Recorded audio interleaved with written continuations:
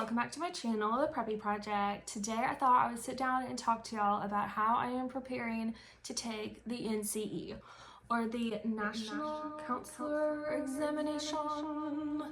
So if you are in the same boat and you're preparing to take the NCE, then welcome to the club. We'll get through it together. We got this. So the way that it works in my school's program is you take comps, which is the CPCE, before you start your internship. So it's like 4 semesters before you graduate. So I already took comps. And then within the last semester of the program, you take the NCE. So in that way, it's kind of been helpful because I've already kind of like, you know, had an experience taking a counselor exam with the CPCE. And I use the same book that I'm going to be using when I'm prepping for the NCE. So hopefully that wasn't too confusing. There's a lot of abbreviations going on there. Anyway, so hopefully y'all get the gist. But every program is different. Like I know some people who don't take the NCE while they're still in school. They take it once they're finished. But that is what my program does. And honestly, I need to do more research on how it all works out, because I know to get licensed, like state licensure, you have to have taken the NCE, and that's like part of the application for getting licensed through your state. So I'm gonna have to look into all that kind of stuff, but because I don't know the passing score, like I don't know how they figure that out. I don't know. So I'm gonna have to look into that. So yeah, so basically I have 3 months to prepare for taking this test. So it's November 4th right now. So I take it the first week of February. So I have like November, December, January to prepare. I might like update and make a video after I do the test and tell y'all if there's things I would have done differently, or, you know, things that were helpful, all that kind of stuff. But this go round, just from using this book for comps, I feel like there's a few things that I can tweak to make it a little easier. So let's get into that. I'll tell y'all what I'm doing. So I'm using this book again, the Encyclopedia of Counseling by Howard Rosenthal. And it says on the front right here, like it's for comps or the CPCE, for the NCE and state counseling exams. So I honestly, like, I really like this book. I have kind of an emotional attachment to it, and I would so recommend read the first, like the preface of this book, where is it? Where he talks about the legend of the Purple Book. Girl, you read this first part and then you'll feel like emotionally invested in this book. Like once you read it, I don't know, Howard, he has a way of like showing his personality through this book, which is weird being a test prep book. Like usually those are the most dry books you will ever read in your life. It's not really even a book, like, you know what I mean, a test prep thing. Like they're so dry and so boring. But this book, chef's kiss, it's so good. So what I'm going to do differently is when I took comps, I basically read it through just like all the way through, like, you know, just section by section. So I think this time what I need to do is read a little bit of each section every time I study. So like do 1 page of human growth and development, 1 page of cultural diversity, 1 page of, you know what I'm saying?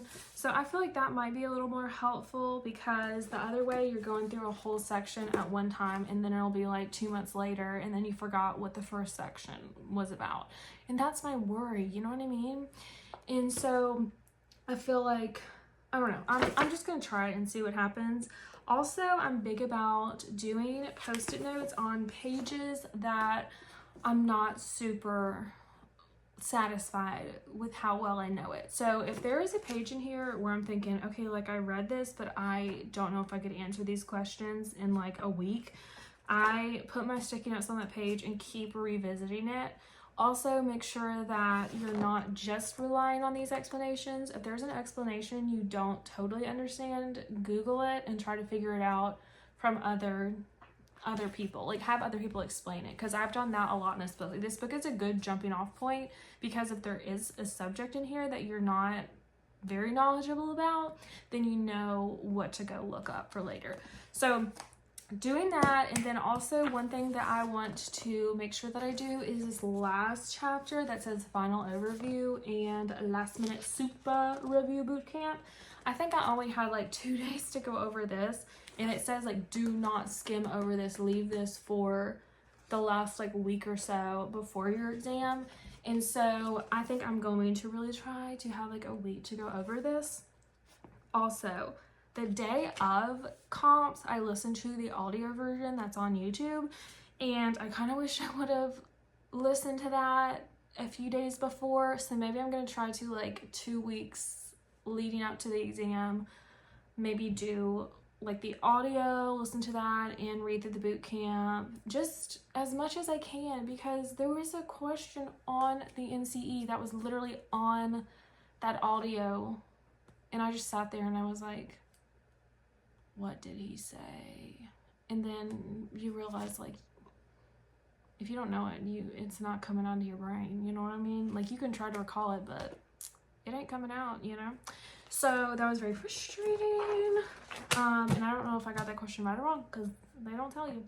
But anyway, so I'm going to use this. Now, another thing I'm going to use is I downloaded the app. I don't know totally how many questions you get, but I'll like put a little picture here. But if you go to the Apple Store or Apple App Store or whatever, it comes up as the 2020. Well, actually, when I take this exam, it'll be 2026, but I don't think that matters. But it says 2025 NCE test prep or something. And so I downloaded that. I'm not going to pay for the premium unless I feel like I really need it. But it basically just gives you, I think it lets you do 10 questions a day, and then it gives you the explanations.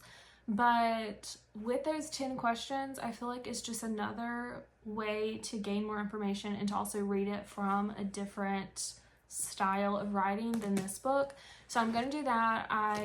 Like I said, I don't think I'm gonna do the premium version, but I talked with some people in my class and they said they had been using that app and that it was good. One other thing that I've heard when I've been researching is, and I honestly don't know how legit this is because I don't have a lot of trust. Well, actually I have like I don't even know if I use the word trust in this context, but people have said people have talked about using ChatGPT to give them questions for the NCE. I don't know how, how legit that is, but I'm thinking any kind of question about any of the theories or testing or things like that, like something to just ask me questions, I think can always help. So I might honestly try that. I don't know where ChatGPT is going to get example questions from the NCE. I don't know. That's not really my issue. I guess that's ChatGPT's issue. But I'm just going to try stuff like that and be like, can you ask me questions that could be on the NCE about professional orientation and ethical practice? Just like different categories that are in this book that are going to be on the NCE. So I don't know. I'll try it. We'll see where it goes with that. And then obviously whatever answer it gives me, just make sure that I research that somewhere else to make sure it gives me the right answer, because that would be terrible if it gave me the wrong answer. Anyway, so I'll try that as well. But I am gonna make myself, because the way that I did it before was I made myself every night do 5 pages of this thing. And well, I would try to do more than 5, but 5 is like the minimum. So every night I'm going to force myself to do this book, okay? And that's the only way that I kind of get it done. Is like I can't go to bed unless I do 10 pages of this. So I'm gonna try that. I don't know. I need a reward after doing it. I don't know. Do y'all know that meme? It's like a reward. That's what I need. It's like a reward. I need a reward after this. I don't know. Maybe I'll tell myself, like, if I get halfway through this book in a month and a half, then I'll buy myself, I don't know. I'll think of that. But anyway, so that's the tea on that, girl. We will see where it goes. I would love to hear if y'all have any other suggestions. If you've already taken the NCE, please comment and tell me like what helped. One thing I did not talk about yet is how I'm taking the test. So when I signed up to take the test, I had the option of either doing it in person or online, and I chose to do it online. Hopefully that was a good choice. because you can take it at different testing centers, but my thinking was that if I do it at home, I don't have to worry about wearing like uncomfortable clothes, plus I'm in my own environment, plus I feel like I'm just gonna be calmer because I'm not in like a room and people are like yelling at me to take out my earrings, and you know how it is like when you have to get testing. That whole comps experience, like, I don't know, it wasn't great. There was a lot going on there that was adding to the vibe, but like I feel like if I'm at home, then I feel like I'll be more comfortable. So I signed up for that. Obviously, it was like very much proctored. I took the GRE. I also did it online at home. And there's some people in my class who chose to do it in person because that way they don't have to worry about if there is an issue with their computer or their computer just like turns off, or what else, just any of that kind of like testing things that go along, or any of those kind of like possible issues that could come along with doing it at home. But so if that's you and that's something you worry about and you don't have a very good computer or whatever, then maybe go in person. That scares me though. Like, what if your computer does turn off and you just paid $300 to take the exam? I wonder what they do for you, you know, because it's all through Pearson. So I wonder, I don't know, that's a scary thought. Okay, that won't happen to me. Yeah. So anywho, if you have any tips or suggestions, then please leave me a comment and I will probably update y'all on this whole process of taking the NCE and then applying for state licensure, because girl, not enough people talk about it. It's just like everyone graduates and boom, they're magically licensed. I don't know. It's a whole process that people, I don't know, just don't talk about enough, I guess. I guess because it's like it's kind of on you. It's not your school's problem anymore. Like, obviously, I think you can, you know, email your professors and things like that and ask for help. But, oh, dang. And then I got to find a supervisor. I didn't think about that. Okay, we got a lot going on. I hope that this video helped y'all. It was kind of all over the place. But that's what I was saying, what's been going on, girl. And yeah, leave me a comment, like this video, subscribe if you want to, and good luck all my babes out there taking the NCE too. Wishing you the best of luck. We will get through this like we've done with every other difficult thing in our lives. We'll get through it. So just remember that you're important, you are smart, you are valuable, and you are amazing, and that Jesus loves you. And I will see y'all in the next video. Bye!